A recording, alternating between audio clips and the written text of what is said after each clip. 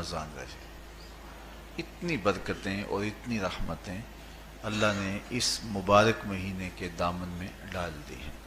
یا ایھا الذین آمنوا کتب علیکم الصیام کما کتب علی الذین من قبلکم، کہ اے ایمان والو تمہارے اوپر روزے فرض کیے گئے ہیں جس طرح تم سے پہلوں پہ فرض کیے گئے تھے۔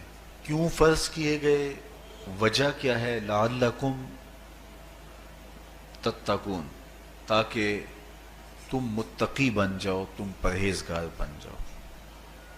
تو روزے کی فرضیت کا نتیجہ تقوی کا حاصل ہونا ہے، اتقاء کی دولت کا نصیب ہونا ہے۔ تو اس آیت کریمہ میں 3 چیزیں بیان کی گئی۔ سب سے پہلی، اے ایمان والو تمہارے اوپر روزے فرض کیے گئے۔ پھر دوسری بات، جس طرح تمہارے سے پہلوں پہ فرض کیے گئے۔ اور تیسری بات، تاکہ تمہیں تقوی کا نور نصیب ہو، تمہیں اتقاء کی دولت نصیب ہو۔ تو ایک تو روزے کی فرضیت کا حکم دیا گیا، اور دوسرا یہ تسلی دی گئی کہ یہ بھوک اور پیاس کی شدت تمہیں ہی نہیں کاٹنا پڑے گی، تم سے قبل بھی لوگ یہ عبادت کرتے رہے ہیں، اور وہ اس مشکل عبادت سے تقوی کو حاصل کرتے رہے ہیں، اور تمہیں بھی ہم اس راستے سے تقوی نصیب کرنا چاہتے ہیں۔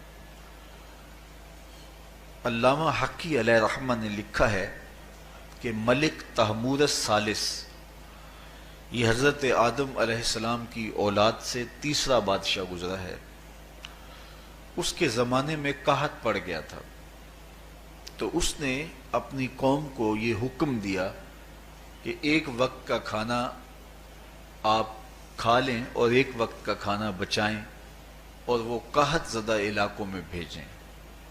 تو قوم نے اس حکم کو بصر و چشم قبول کیا اور ایک وقت کا فاقہ کاٹ کے اپنے ان بھائیوں کے لیے وہ کھانا بھیجتے جو قحط میں مبتلا تھے۔ قوم کی یہ ادا اللہ کو پسند آ گئی، اور وقت کے نبی پر وحی کی گئی کہ تمہارے اس عمل کو ہم عبادت قرار دیتے ہیں۔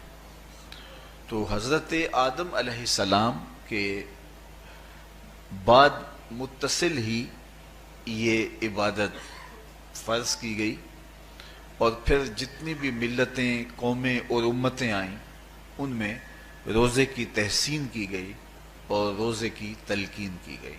روزہ اس لیے فرض کیا گیا کہ تمہیں تقوی نصیب ہو جائے، اتقاء کی دولت نصیب ہو۔ اب سوال یہ ہے، کیا تقوی بھوک اور پیاس سے حاصل ہوتا ہے؟ پیاس کاٹنے سے، بھوک کاٹنے سے کیا تقوی نصیب ہو جاتا ہے؟ صبح سے لے کر شام تک روزہ رکھنے کی تلقین کی گئی۔ یہاں ناروے میں اور مختلف ممالک کے اندر 20 گھنٹے کا روزہ ہے، اور ہمارے بھی یہاں 16-17 گھنٹے مسلسل شدت کی گرمی میں بھوک اور پیاس کاٹنا ہوتی ہے۔ اتنا طویل دورانیہ جو بھوک اور پیاس کاٹی ہے، اس کا مقصد رزق بچانا نہیں ہے، بلکہ وَيُزَادُ فِيهِ رِزْقُ الْمُؤْمِنِ، ماہ سیام میں مومن کا رزق بڑھ جاتا ہے۔ آپ اپنا بجٹ دیکھ لیجئے، باقی مہینوں کی نسبت ماہ سیام میں آپ کے اخراجات زیادہ ہوتے ہیں اور کشادگی ہوتی ہے۔